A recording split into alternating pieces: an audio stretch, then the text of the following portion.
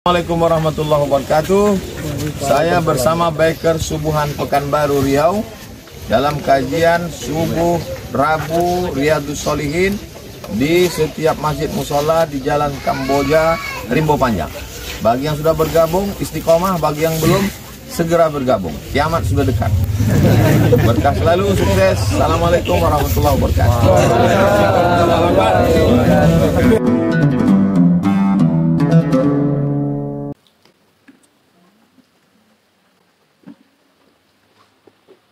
Apakah pekerjaan rumah termasuk pekerjaan suami?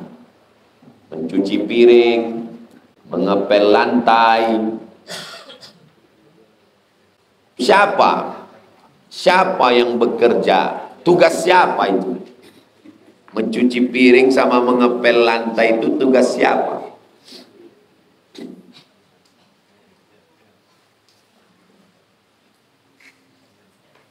Antum menikahi perempuan itu, tugas dia melahirkan anak, mengandung, melahirkan, menyusukan, mengandung lagi. Itu tugas dia. Adapun mencuci, mengepel, itu antum sediakan orang. Karena antum tak mampu, jadi antum bermusyawarah sama dia. Setengah kau, setengah. Karena aku mencari nafkah, jadi kau pel lantai. Nanti pas tanggal merah, aku pula mengepel. Kalau antum mampu, antum cari orang lain. Khadib namanya. Orang yang melayani, membantu. Jadi tidak ada tugas perempuan itu. Walaupun ini kalau saya jelaskan, ini merugikan laki-laki. Ini senjata makan tuan. Supaya antum paham. Jadi kita sebagai laki-laki ini, jangan kita berpikir sebagai suami saja. Kita kan punya adik perempuan. Saya punya keponakan perempuan 2 orang. Anak adik saya. Jadi saya tidak berpikir saya sebagai suami. Kalau saya berpikir sebagai suami, mendengar penjelasan ini, balik nanti suruhnya saya ngepel. Tidak begitu. Jadi kalau kita berpikir positif, satu sisi kita sebagai suami, tapi satu sisi kita kan sebagai wali. Kita punya saudara perempuan. Antum punya adik perempuan. Pas nikah nanti, antum kasih tahu sama lakinya itu. Adikku ini tugasnya mengandung. Kenapa adikku ini mengandung? Karena kau tak bisa mengandung. Kalau kau bisa mengandung, ganti-gantian kalian. Anak pertama adikku, anak kedua kau.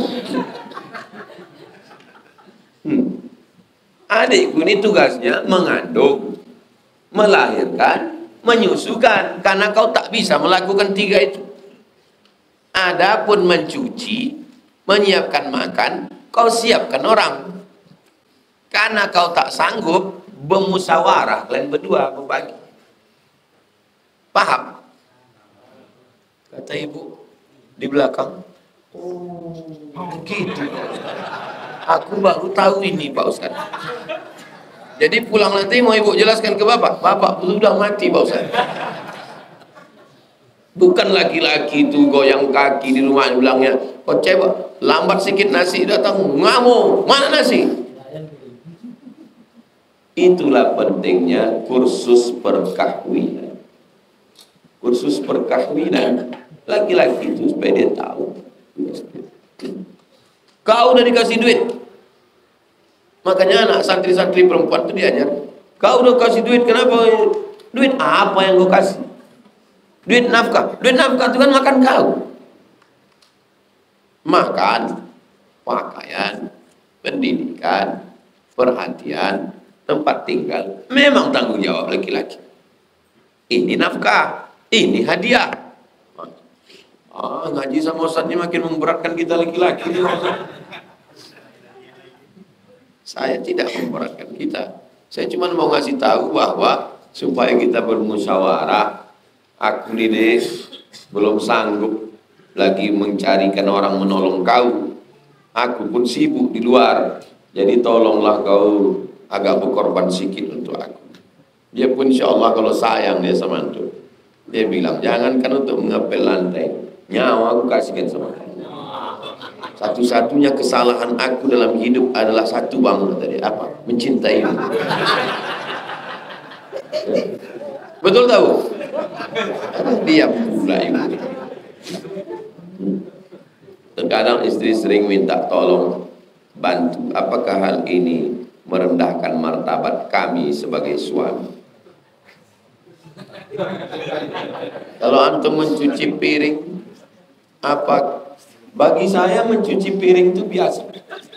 Kenapa Ustadz biasa mencuci piring? Karena saya tak punya saudara perempuan. Saya anak laki-laki, adik saya anak laki-laki. Kami dibagi tugas sama almarhumah emak.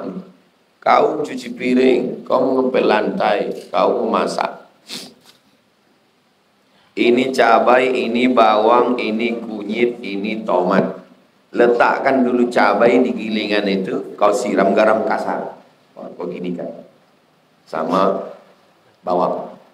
Setelah dia halus, baru masuk tomat.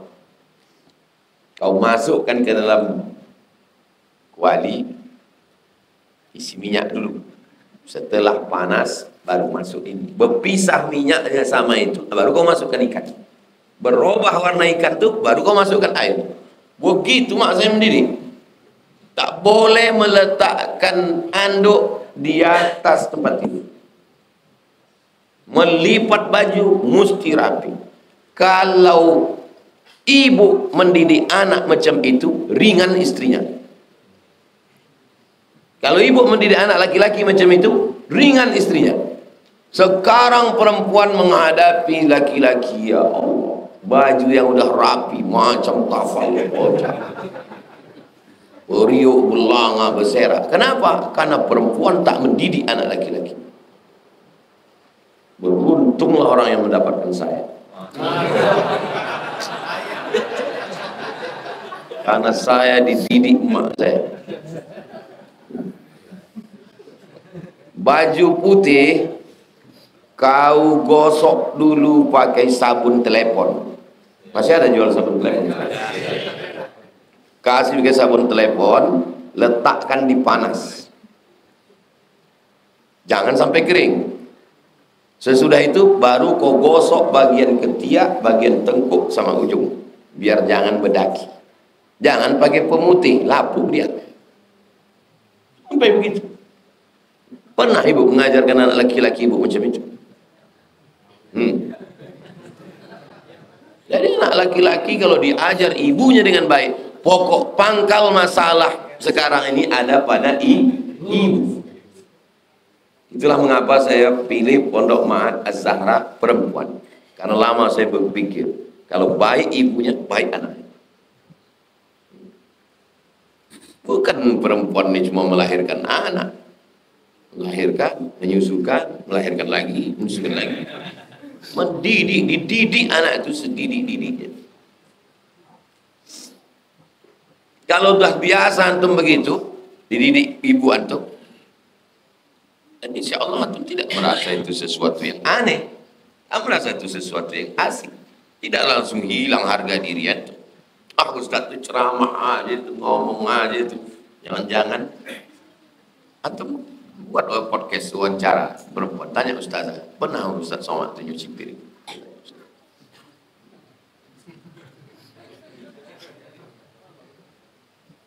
Tadi malam saya nyuci piring. Tapi bukan berarti saya takut sama istri. Takut sama istri, tak bisa saya pergi 4 hari, Jumat, Sabtu, Ahad, Senin. Kalau saya termasuk laki-laki takut sama istri, mana bisa saya pergi 4 hari? Pasalah saya mengurus izin keluar.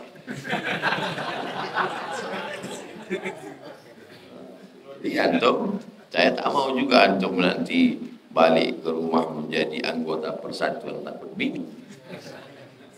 Pahamilah baik.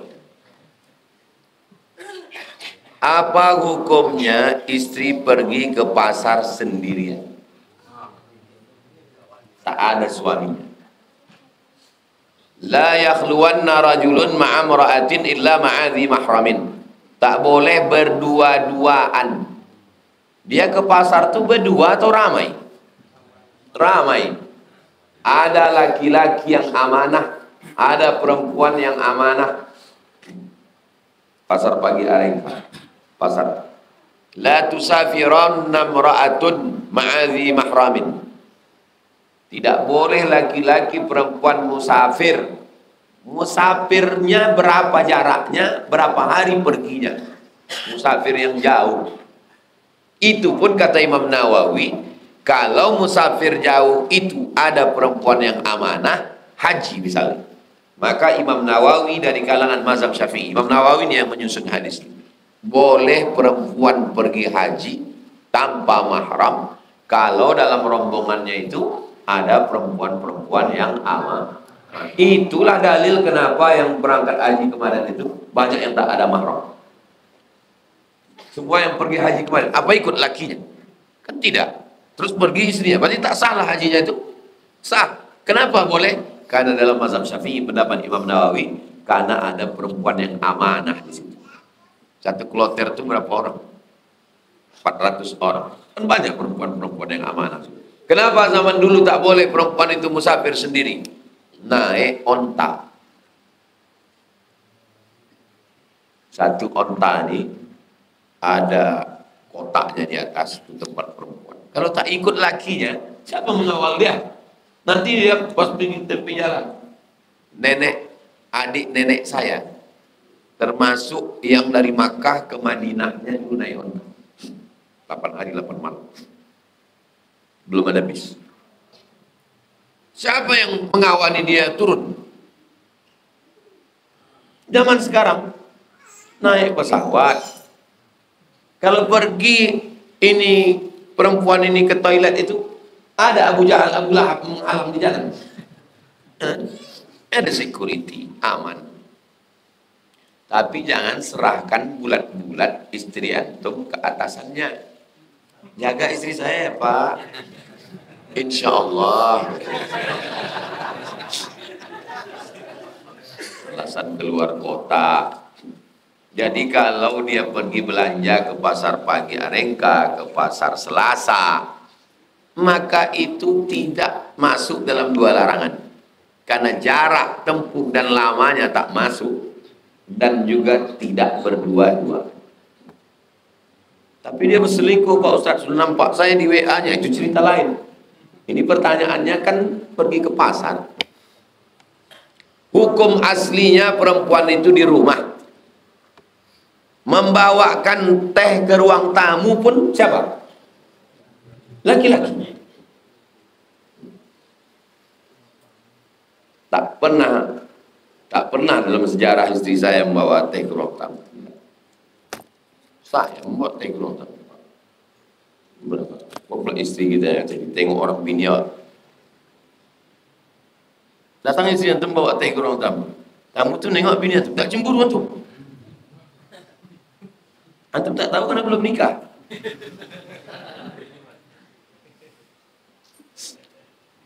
La yadkhulul jannata dayus, tak masuk surga dayus. Siapa itu? Alladzi la yagharu ala maharimihi. Tak ada rasa cemburu kepada mahram. Jadi hukum asalnya pergi ke pasar tentu dengan syarat dan ketentuan berlaku. Pakaiannya menutup aurat. Jangan pula dia la yadribna bi arjulihinna. Jangan memukulkan kaki ke lantai. Dipakai gelang kaki bergemerincing. Masuk ke pasar Selasa, habis tukang ayam salah potong. Kerincing. Memakai punuk onta. Duduk ke atas punuk onta. Semua tukang sayur itu menengok. Salah harga orang itu. La takhda'na bil qaul. Jangan bersuara mendayu-dayu. Kalau muda, cantik, bagus pakai cadar. Menghindari fitnah. Agak tua sedikit, hitam tak apa-apa. karena tidak membangkitkan syahwat.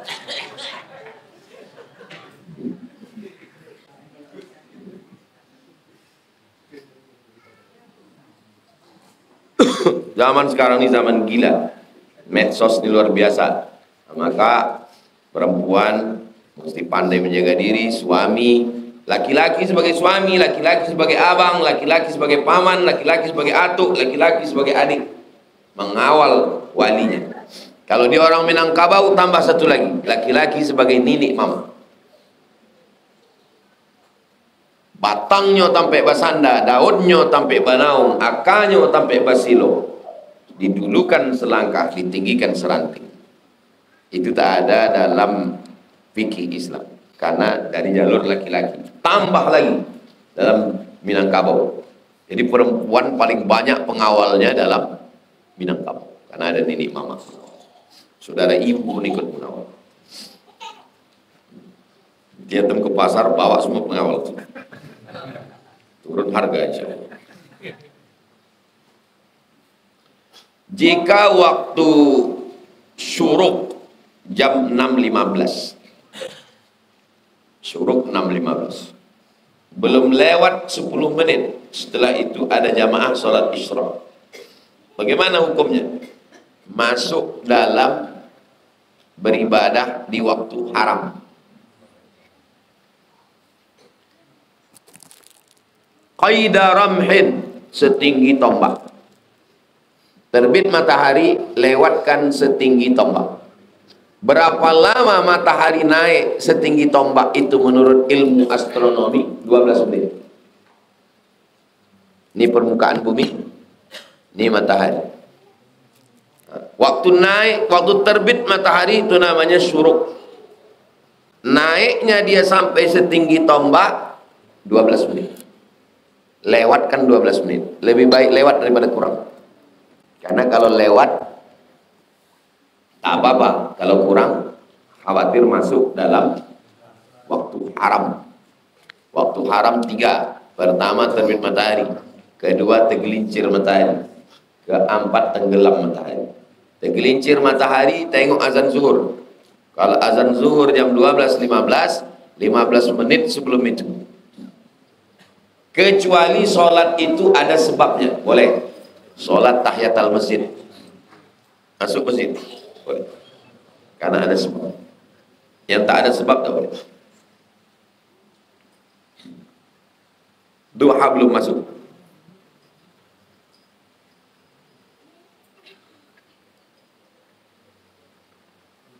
Waktu 2 tanduk setan. Kenapa disebut 2 tanduk setan? Karena setan bertanduk. Pernah rupanya Ustaz jumpa setan? Belum. Banyaklah orang mengatakan tempat tidur kamar itu berhantu. Sampai dijadikan perpustakaan. Padahal sewa rumah mahal di Mesir. Kamar itu dijadikan orang untuk perpustakaan. Katanya berhantu. Tidur saya di situ, tak ada hantunya. Mungkin sesama hantu tidak boleh mengganggu.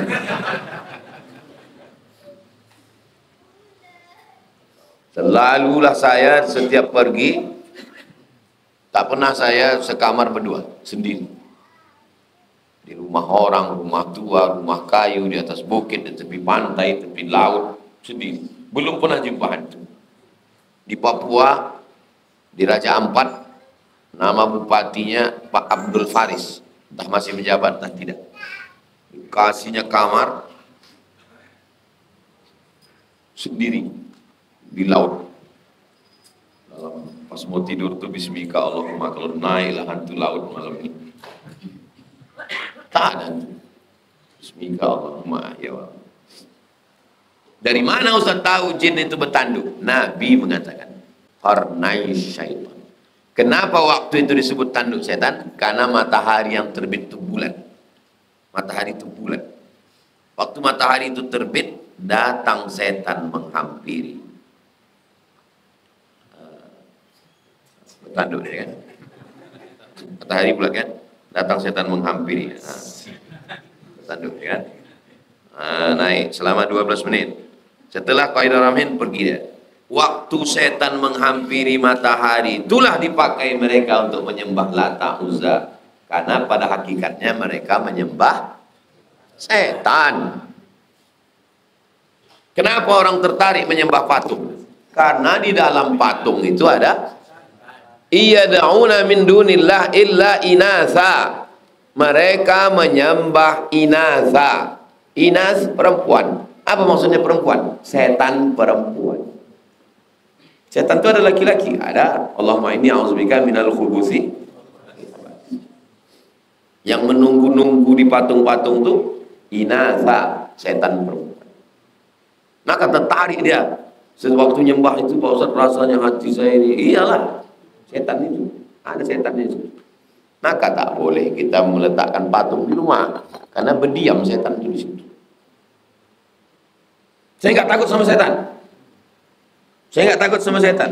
Iya memang setan itu bilang, oh jangan takut sama aku. Kita kan friend bro. Emang kau tak takut sama setan? Siapa yang bilang takut sama setan? Aku tak takut sama setan. Allah menyuruh kita berlindung dari setan, bukan kita. A'udzubillahi minas syaitan. Orang-orang yang berkawan sama setan itu rupanya takut dia sama setan. Tidak. Yang menjalin perjanjian dengan setan itu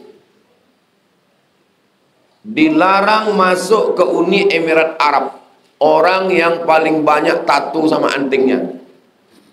Anting semua, saya menengoknya aja merinding. Kenapa tak boleh masuk? Karena penyembah setan. Ada sekte penyembah setan di Amerika. Memang Tuhannya setan. Tak ada takut mereka sama setan. Orang Tuhannya setan. Berjanjian dengan setan. Kita disuruh Allah berlindung dari setan. A'udzubillahi minas syaitan.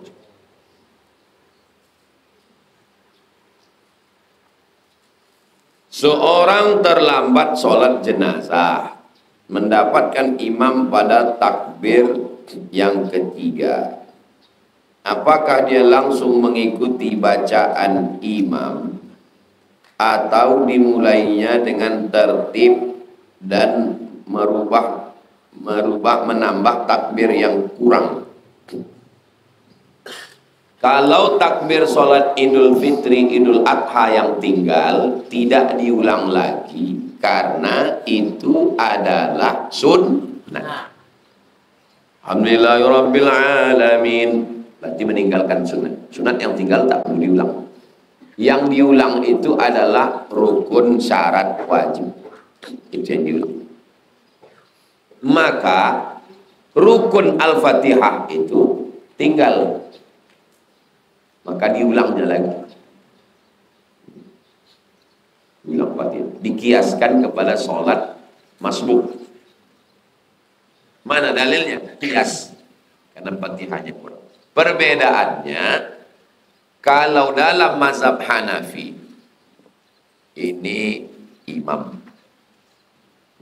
ini makmum. Dalam mazhab Hanafi, dalam mazhab Syafi'i ini imam, ini makmum. Imam rakaat kedua, makmum ikut rakaat satu. Dalam mazhab Hanafi. Masih fokus tidak? Masih. Biasanya orang tak sarapan kurang fokus. Mazhab Hanafi dulu ya.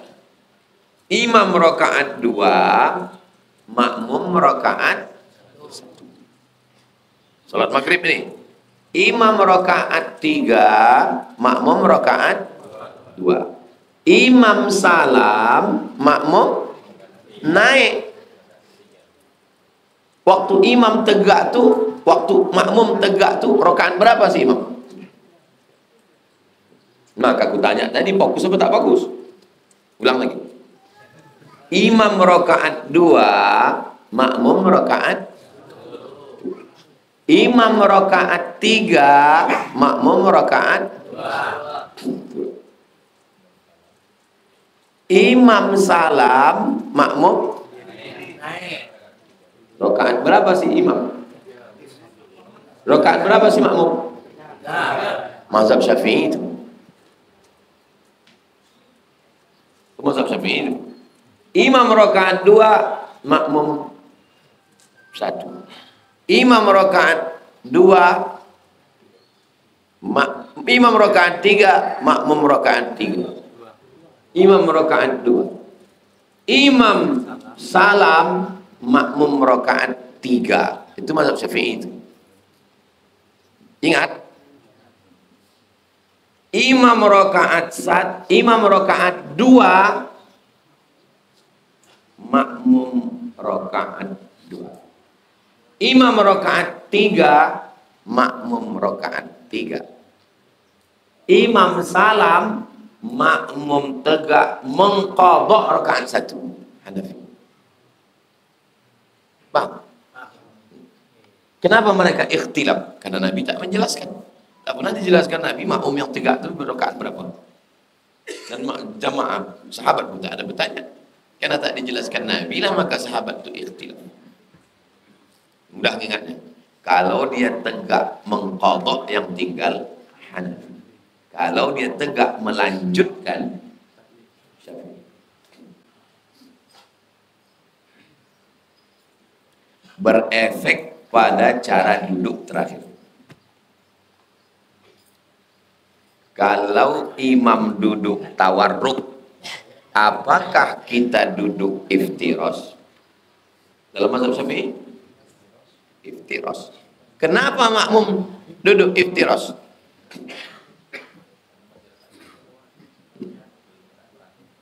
Di belum rakaat terakhir. Itulah kenapa imam duduk tawarruk, dia iftiros. Pasti tanya orang, kok kenapa iftiros? Ya karena aku mau diri. Bukan, karena kau baru rakaat 2. Nanti kau tegak rakaat 3, bukan mengqadha rakaat 1. Nyambung, Bu?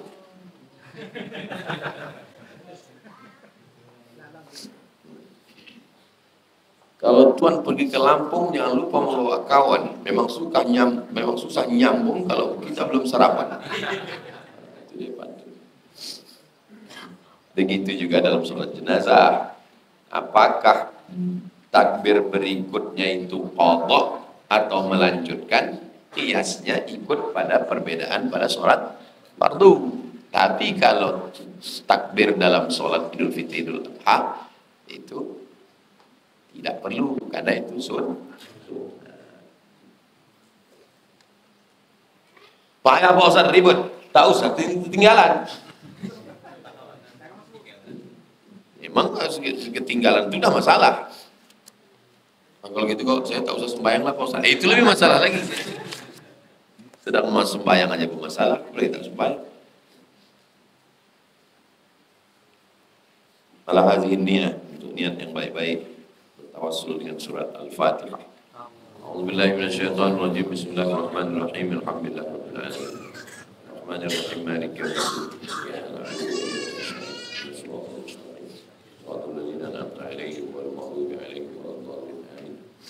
Allahumma salli ala sayyidina Muhammad wa ala ali sayyidina Muhammad.